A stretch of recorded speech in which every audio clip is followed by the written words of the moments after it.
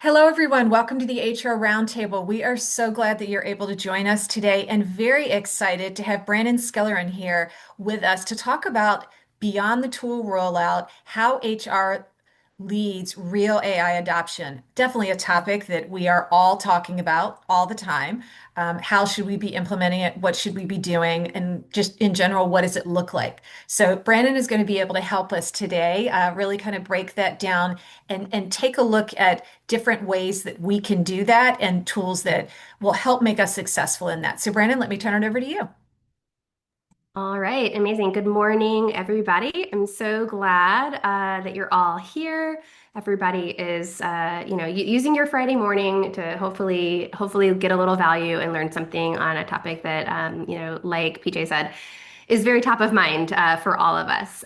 So just by way of introduction, my name is Brannon Skillern. My background is all HR. I also include operations because pre-HR, it was all operational, just like how does the work get done, process systems, workflow, largely in equity, venture-backed startups and scale-ups, B2B, B2C, SaaS, healthcare, fintech, climate tech, so kind of across industries, because it turns out humans are humans wherever you go.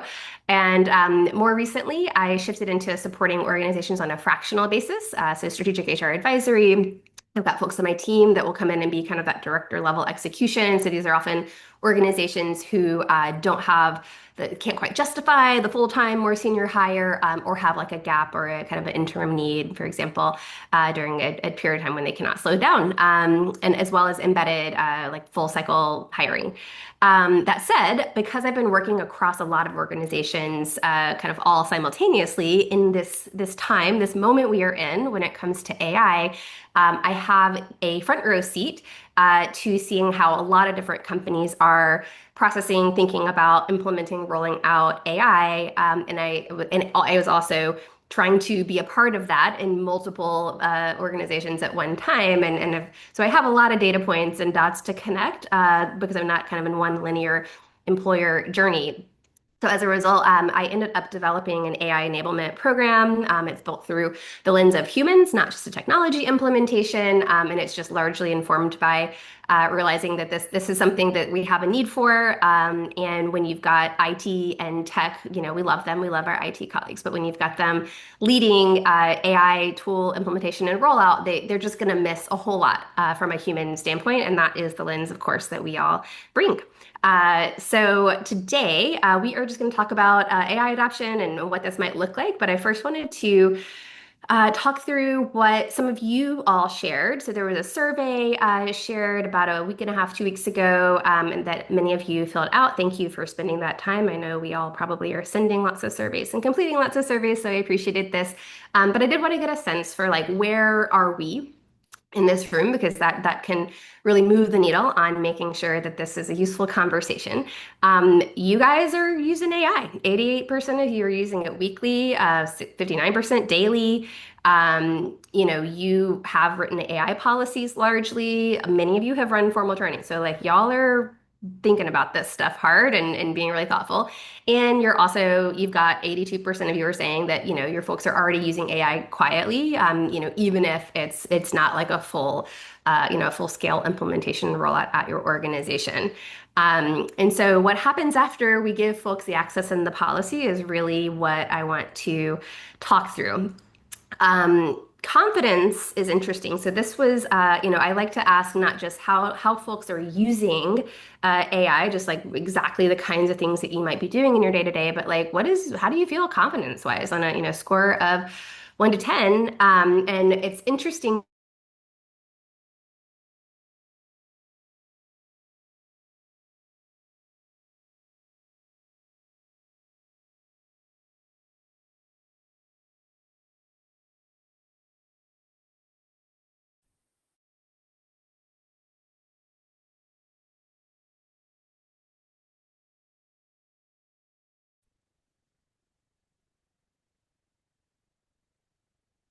Okay. Am I back? You are. You Okay. kind of froze at it's interesting. Okay. Well, a transformer just blew down the street, and I'm on my hotspot. All good. This has happened one other time, and I'm like, really? Right now? It's sunny outside. Like, what's happening? Anyways, You're prepared. Thank you. Well, that's good. Quick recovery. Okie dokie.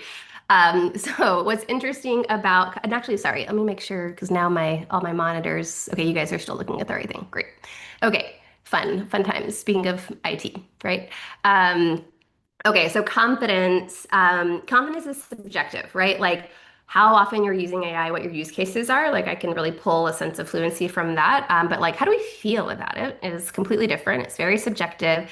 And it's a self-rating. So this is like more of the story that we tell ourselves about how technical we are. And I would argue that uh, as HR folks, we are not known to be the most technical or the most confident in our technical acumen as perhaps other domains.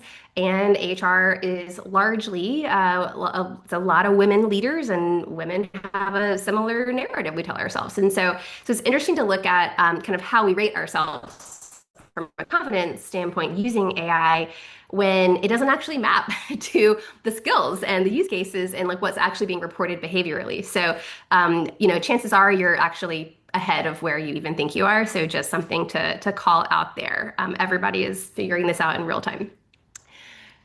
With that, we have just a word that I like to think of, like when we talk about AI, how to, what could AI look like and sort of where are we and like how sophisticated our use cases are.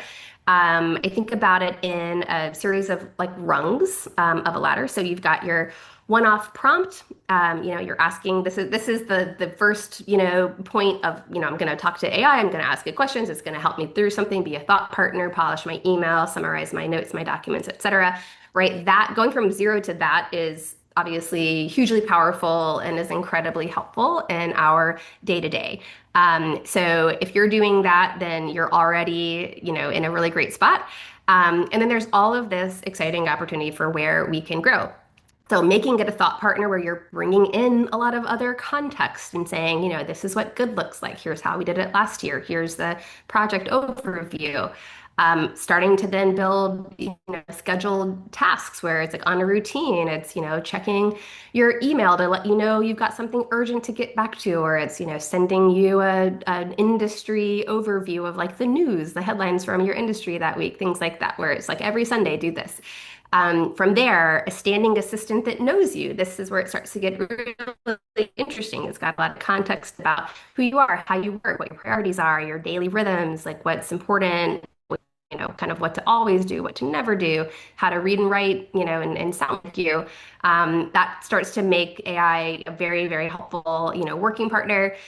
And then, honestly, I would say from rung 4 to rung 5 here, this is a huge leap, but then you sort of have like an AI as a system. Like you've got agents working across teams, govern kind of at the organizational level. I would say there's probably lots of steps between going from that personal standing assistant that knows you to like how this is happening at an organization.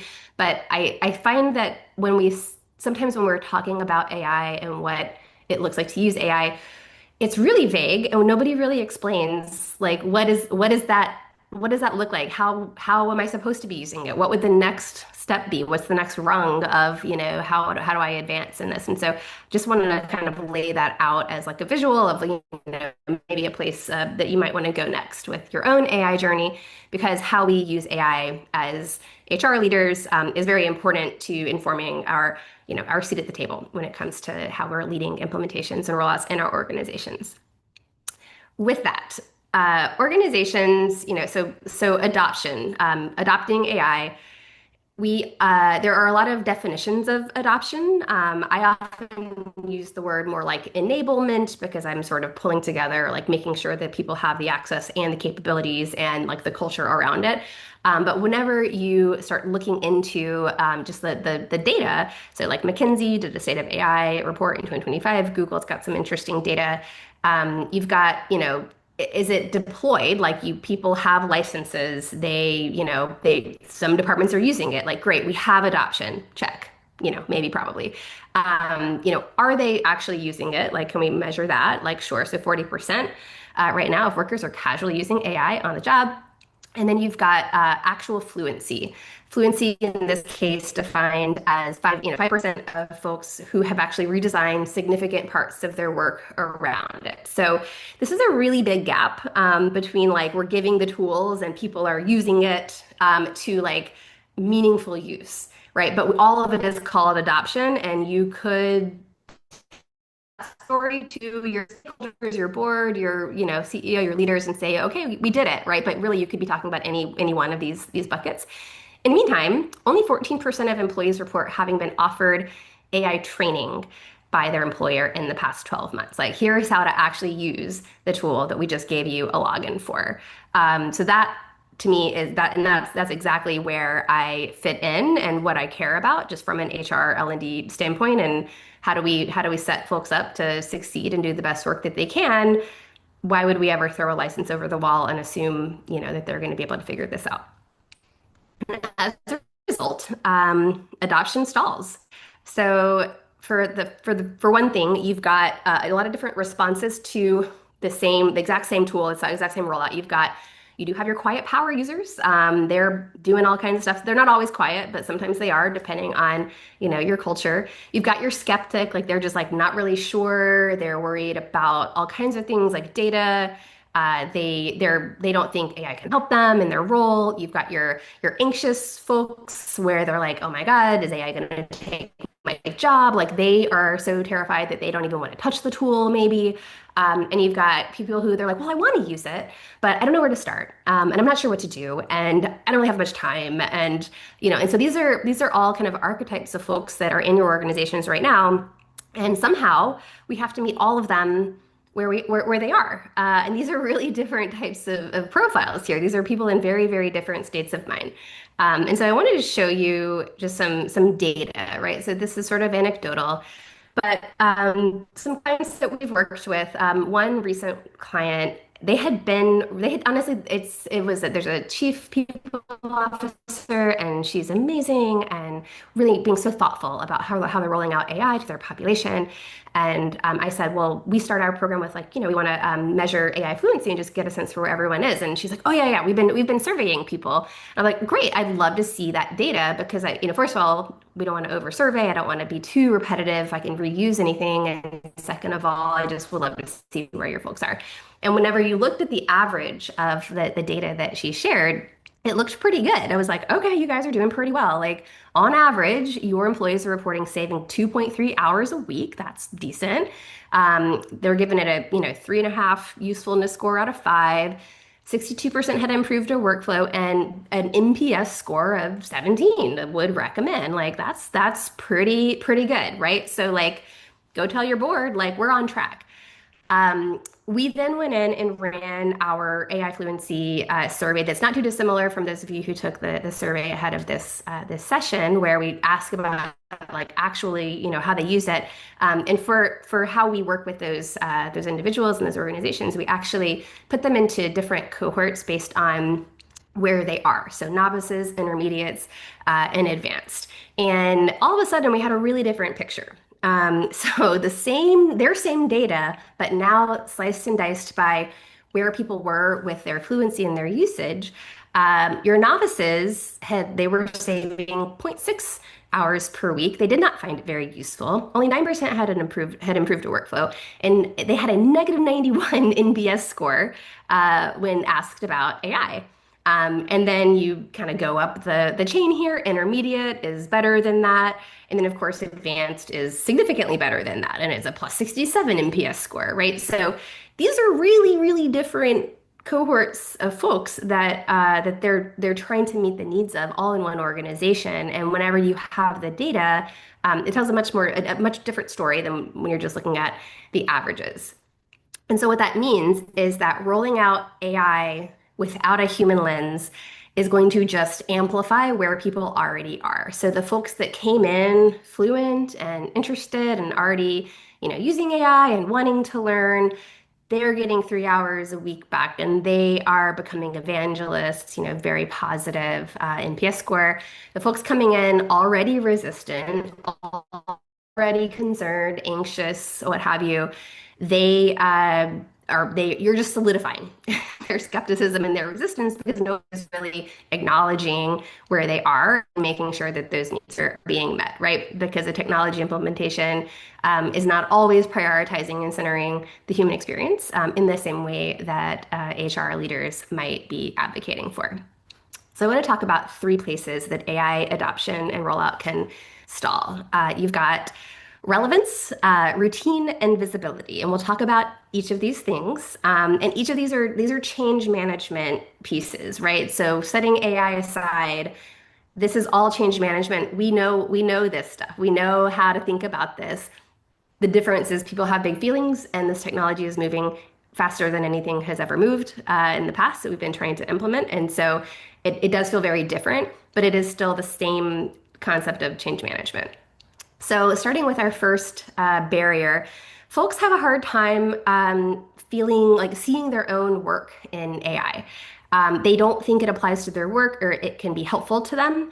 And it's not about they're worried or they have fear of it or access. It's that they're like, I went to the online webinar. I just didn't connect the dots to like how it could help me in my work, or like my work is honestly just too nuanced for AI to help me.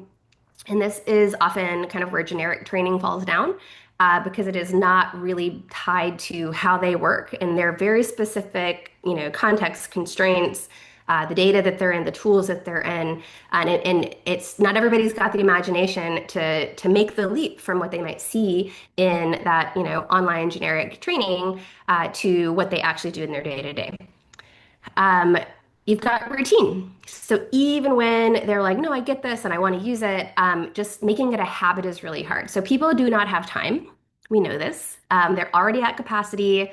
Uh, Learning a way to work is hard. We have this quote at the bottom. This was from one of our post-program surveys where they were essentially saying like, thank you for forcing me to make the time and for giving me the permission to make that a priority because like I want to learn this and I want to prioritize it, but I needed my organization to like make that time for me, or even my manager to make that time for me. So time is a huge barrier. People tell me this all the time. Um, the trigger. So like, I still know how I work. I have my habits, my routines, and I'm just going to work in the way that I know how to work. And it doesn't always, unless I'm in this new habit, it's not occurring to me like, wait a second, this might be a place where I should be starting with, AI first, or, making sure that this workflow is set up in a way where it can be augmented by AI or made more robust. And so it's just hard to change our mindset and kind of like change our neural pathways to notice whenever this is a new, there's a new way of working because we're just used to working in the ways we work. Especially whenever we're pressed for time. It's like, I don't have time to learn a new way to do this. Like, I just got to get this thing done by Friday. And then permission.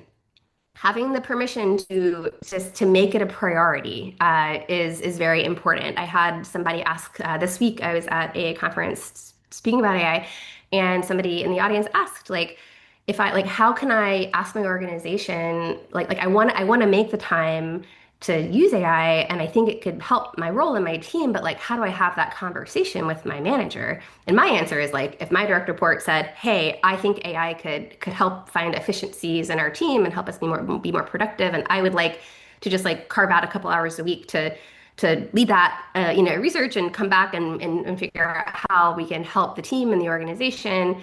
Plus it's professional development. Like I'd be thrilled as a manager to hear that.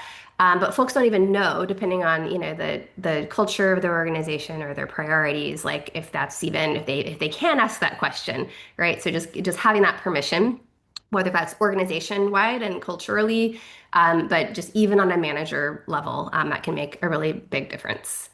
So then if they don't have that permission, they don't have that time, and they aren't embedding it into their day-to-day habits, it's just really hard to make any progress. And then our third barrier is just visibility. Like we don't know, right? The data I showed you, wherever the average data around like how people were using AI from this client organization looked fine, and it turned out it really wasn't. And so when we don't know where people are, it's really hard to meet them where they are, right? You could have people in the same role in very, very different places from a fluency standpoint. You've got emotion and sentiment that is not a small issue when it comes to AI. People have fear. People are worried that their job's going to get automated away. They're worried about data security, privacy. There's all kinds of things people are highly, highly concerned about in a way that might keep them from touching it in the first place. Um, and then you've got just like the stakes of getting it wrong, right? So when we roll out AI and we aren't being thoughtful about where people are, both fluency, usage, capabilities wise, but also sentiment wise, you're now they're digging in to where they were, and they aren't necessarily going to continue to rebuild that trust. I will also add, because we're all HR folks, if you have a culture where trust is a challenge, like oftentimes like post reorganizations and things that are have nothing to do with how well we do our jobs, but are just sometimes the realities of the business or the ways that leadership, have been leading things and making decisions, or sometimes it's just in the communication. Whenever there's a culture where trust is an issue, that's going to bleed into anything you're rolling out, including AI. So like go look at your employee engagement data as well as part of this because it's really, the same things are going to come out with AI, and it's probably just going to make it all even sharper. And so we want to be really careful about how we meet people where they are and acknowledge what they're thinking and how they're feeling and what their needs are. So that's why we need the human lens, right? Everything we just talked about is a people problem. That's why we need to have a seat at the table. And hopefully, most of you guys already do. But let's talk through how to address each of these barriers. So we had relevance, right? This doesn't apply to my work. We need to make sure folks can see how it does apply to their work. We need to show them workflows and use cases that are not just loosely related to what they do, but that are actual tasks, reports, research, summaries, whatever it may be, that's actually like they go, oh my gosh, wow, yeah, actually that is really helpful. And sometimes they need to be shown like very explicitly what those examples are. Routine, right? Building the habit. This is tricky, but you want to basically start small, give them like a hey, just do this one thing each week and build from there. And oftentimes it's just building that habit and starting to get more comfortable because then once you have that one thing, for example, if depending on what platform you have set up, if it's like a surface emails that I, from the past 3 days that I haven't gotten back to yet, or do like a look back on a Friday, things like that. Like that is an easy thing to set up, and it's immediately beneficial. And once folks get value out of it, they start to connect some dots and realize they can build onto that, and it can become more and more of a habit. As well as helping them with the time and making sure like managers are helping them prioritize it if it is a priority. And then the visibility is you do need to know where your folks are on their baseline. So what each of these things looks like. So it's kind of our pillars. So collecting real use cases, like literally what's the low hanging fruit. This can also be, hey, folks that are our power users, how are you using it? Show our skeptics, right? Like that can go a very long way. Turning each of those things into like the language of the role, right? So it may be that the same, more like a general use case that is similar, it just looks different in different domains. Like it just might need to be taught and shown in very different ways. And train on the task right in front of them. Like, what is the thing that they are actually need to do today or this week? And instead of launching in to doing it the old way, like, hey, how do like let's take 5 minutes. How can we apply it to this work? Which does lead us to building that habit around it, right? So making the time, professional development time, getting the team together to go like, all right, how can we collaborate to figure out what the use cases are? Sometimes it feels very lonely to be like, how am I supposed to be using this? No one's telling me, no one's talking about it. Like you can just have a couple hour brainstorm session with the team and or with within any given department and go, all right, what would it be? Like, what would the use cases be? And chances are you've got somebody in there that might be a little more savvy, is maybe already trying some things, and they can usually bring in some ideas that's going to kickstart that conversation. Maybe set a small goal. Let's pick one thing this quarter, two workflows this quarter that we're gonna see if we can augment with AI. Managers are, as we all know, a really big part of really anything related to people and performance. And so having managers work directly with their folks to make sure that they, if they're trying things, that they have that time and permission. And then actually having dedicated time, oftentimes our clients, after they go through our program, they're like, every monthly town hall, we're going to have like a little AI demo. Somebody in the organization is going to like show something cool that they have built or workflow they've automated with AI. And just it's so easy. And it's really fun and it can be really amazing and like a huge light bulb moment for folks in the organization again to see like that very specific use case that they understand compared to something more generic. And this is another quote from one of our participants: knowing what peers use AI for made it more relevant in my mind, right? So that's a huge part of it. And then lastly, when we say like know where your people are, like what are we actually measuring? Obviously, we know how many licenses we bought and the tools, and we can check usage in our teams and enterprise accounts for our AI platforms, and we can get averages. But really understanding how often they're using it, what kinds of work, how complex, how sophisticated their use is, how do they feel about it? What are the low-hanging fruit use cases that they would hand off first, and then what's holding them back, right? So that's the same conversation that we have with our clients every day, and it's what we ask employees in our surveys, and this is something that you can do within your organization. Um, so to thread the needle, you've got people who are afraid, you've got power users, you've got people doing it without permission, right? So you've got your fearful folks. What does this mean for my role? I don't want to become too dependent on it, right? I don't want to like outsource my thinking and then my brain, degrades and becomes oatmeal soup and now I can't like make decisions anymore. Like I don't want to do that. Or if I get faster, am I just going to be given more to do? What am I allowed to use this for? Right? These are very valid, very real concerns that need to be addressed, right? On the other end of your spectrum, you've got folks they're already using it. Whether or not you have said, here's your license or, here's your training, you've got folks that are trying to learn it on their own. Some of them are saying it's increasing their confidence to pivot into a new role. Ideally, they stay and become, a really adept power user within your organization. And then you've also got, without the right governance and guidance, you've got folks entering data into these tools that they really shouldn't be entering into. So they're really not going to wait, whether or not your leadership team has gotten a plan together for how we're going to address this. Like it's happening regardless. So that is super important. I want to move into just giving you guys very tangible, just like a step by step of what you can do within your organizations, just with all of this in mind, of what we've been seeing across organizations, which hopefully makes sense, and probably some of these things you're seeing in your own experience. Stuff that you can do without, these are without budget, without, needing to go and spend a bunch of money on something. You can measure, right? We can survey our employees, baseline where they are, understand, answer those questions that we just saw a few slides ago. Not just are they using it, but how are they using it? What are those use cases? How sophisticated is their usage? Are there things that they're doing that other folks in the organization could benefit from that we should be pulling out? And then sentiment is a huge one and what holds them back. Like those are huge pieces of the puzzle. My second one here is getting your own hands on the tools.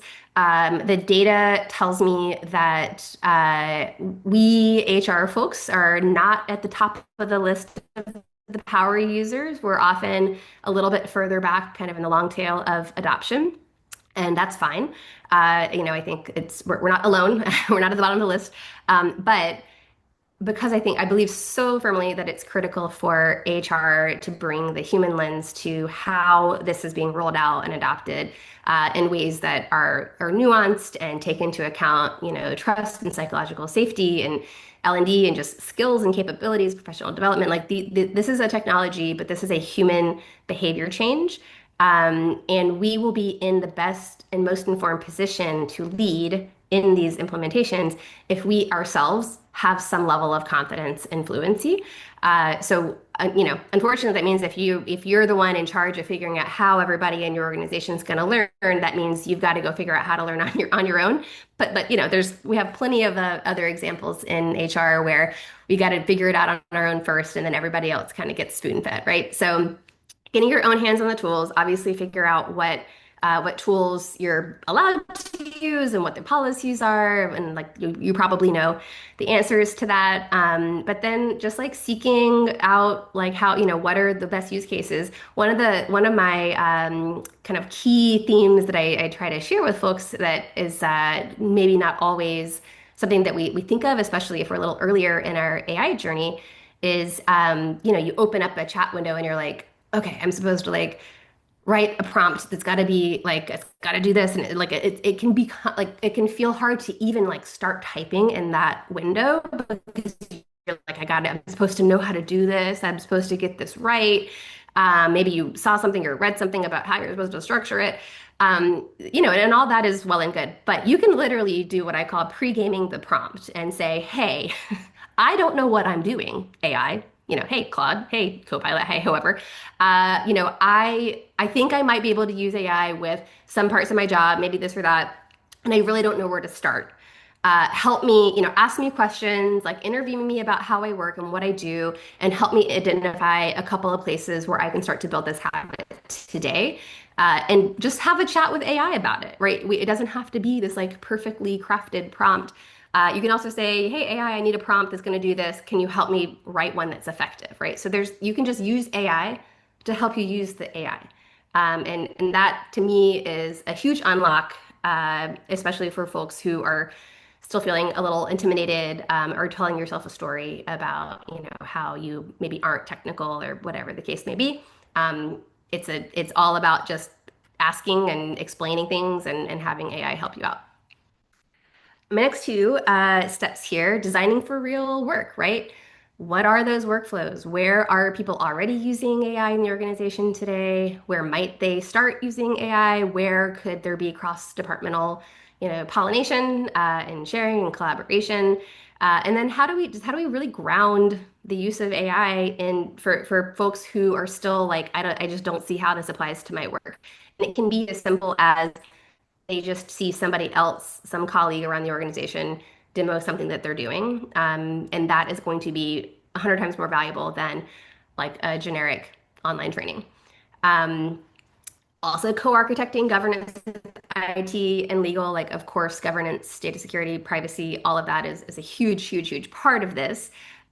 Typically, IT and legal are going to be, at like, leading on that.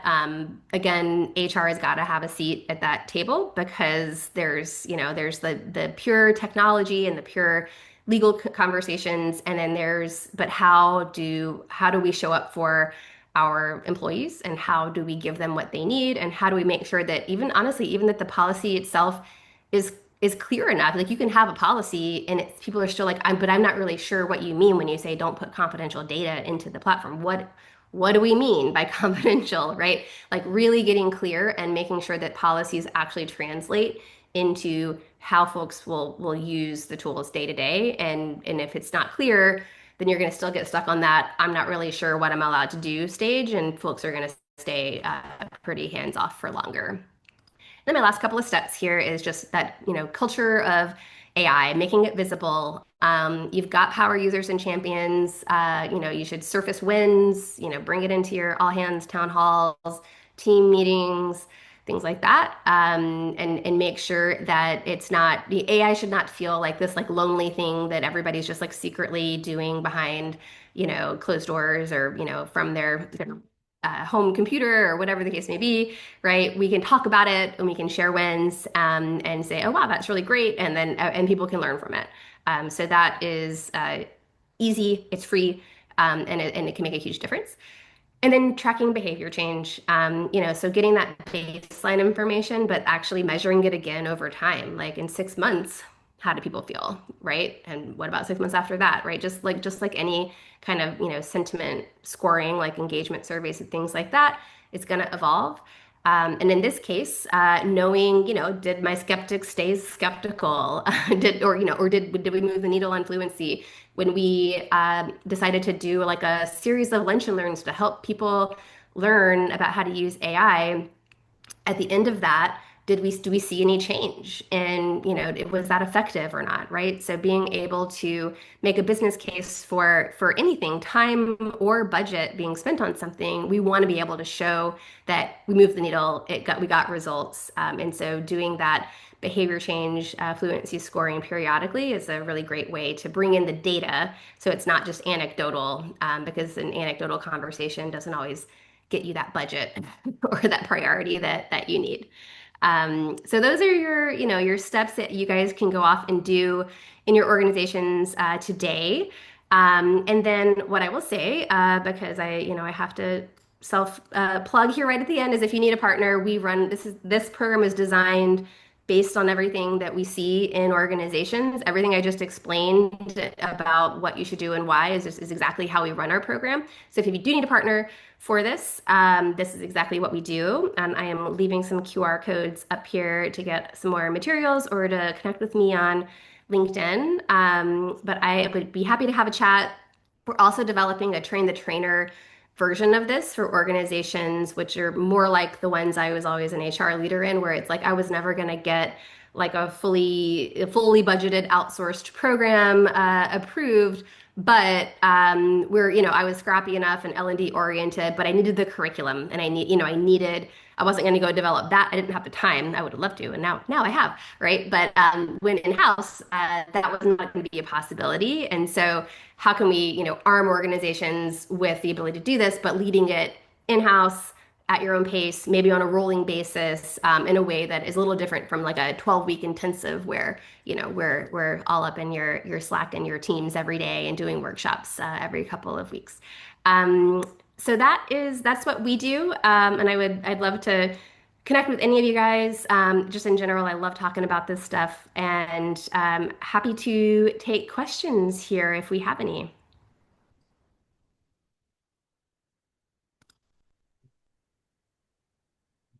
Well, I definitely thank you. This is fantastic and such a great framework, I think, for people to start with. Are there any, I mean, it looks like you developed this presentation using Claude. I did, yes, yes. Cloud design is my best friend.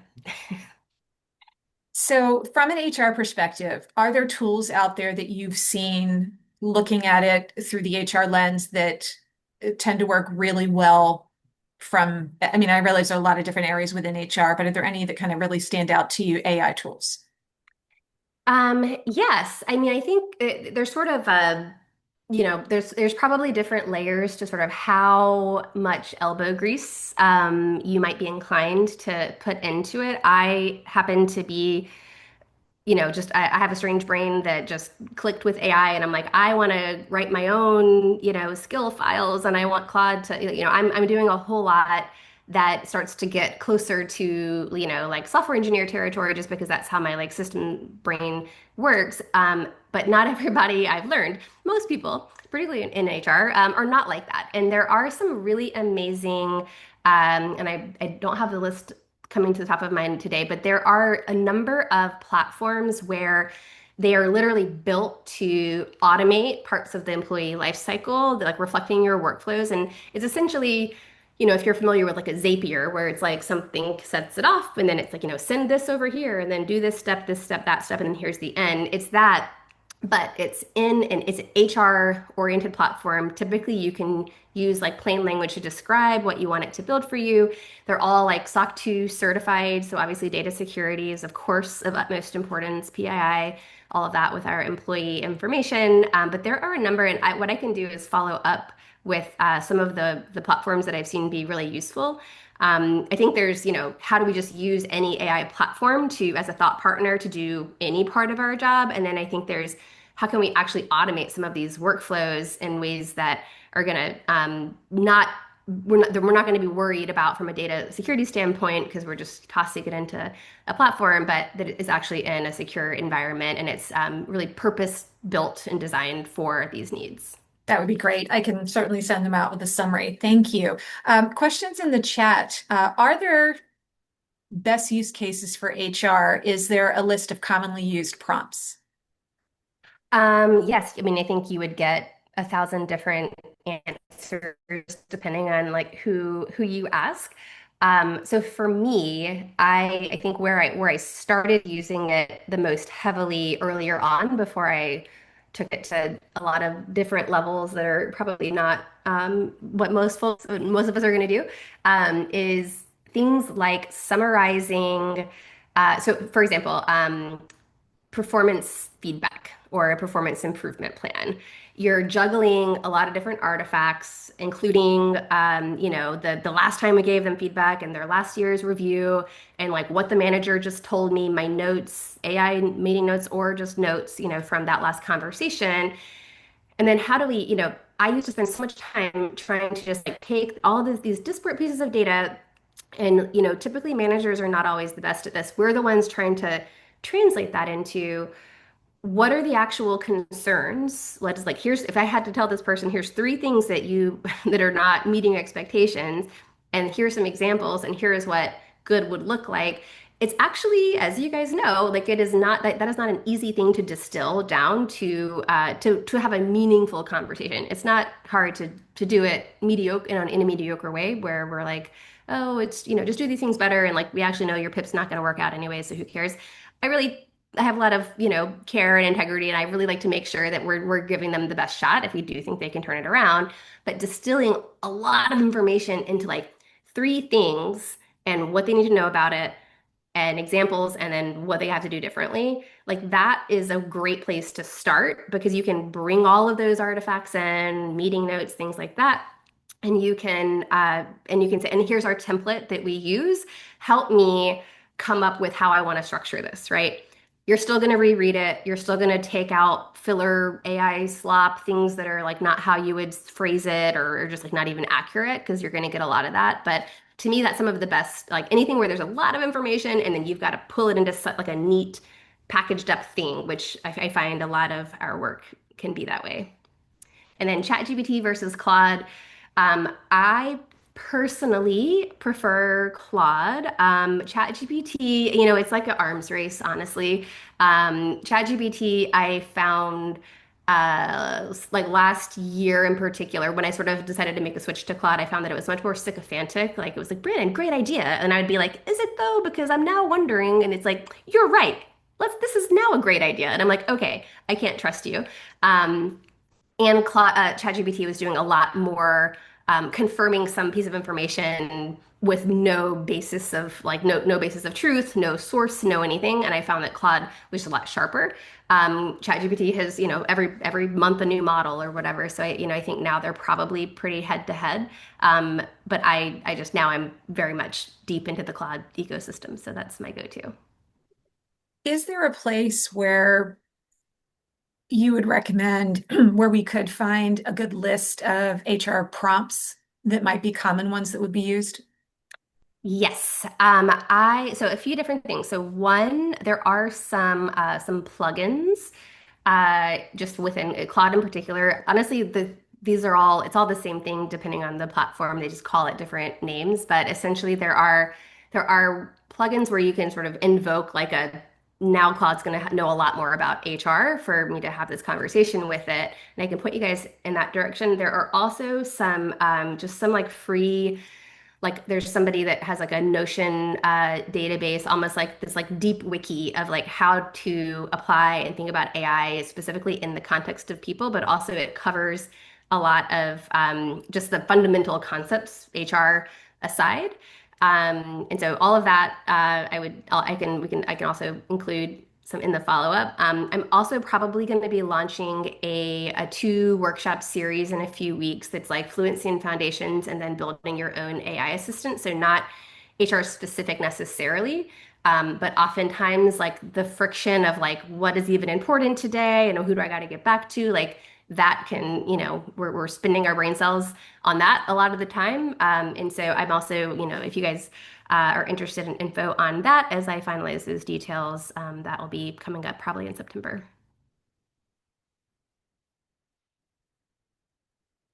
Oh, and the next Friday, you should come to the HR Roundtable on HR AI use cases.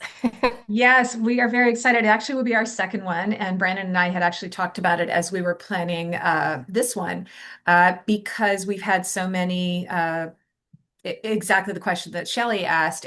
so many people asking, what are you doing?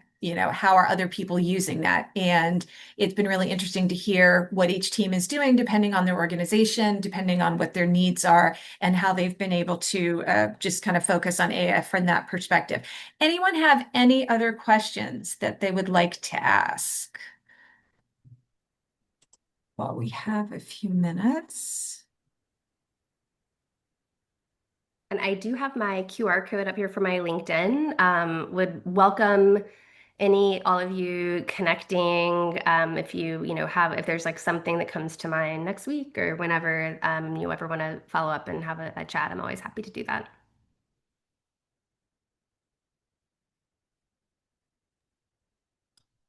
Thank you so very much, Brannon, for all of this great information. It sometimes is just overwhelming as to where to begin. So this has been absolutely fantastic, and we certainly do appreciate it. Again, I do encourage you absolutely to connect with Brandon. I think this is an area where we are all going to continue to see it, as you said, constantly changing, and it is something that will just continue developing as we move forward. And how do we go about doing that? So thank you for giving us so many great resources. As I said, everyone, I will certainly follow up with a summary and all of the resources that Brannon has. We appreciate all of you joining us and hope that everybody has a fantastic rest of their day. Thanks, everybody. Thank you. Take care. Thank you. Thank you. Bye. Thank you.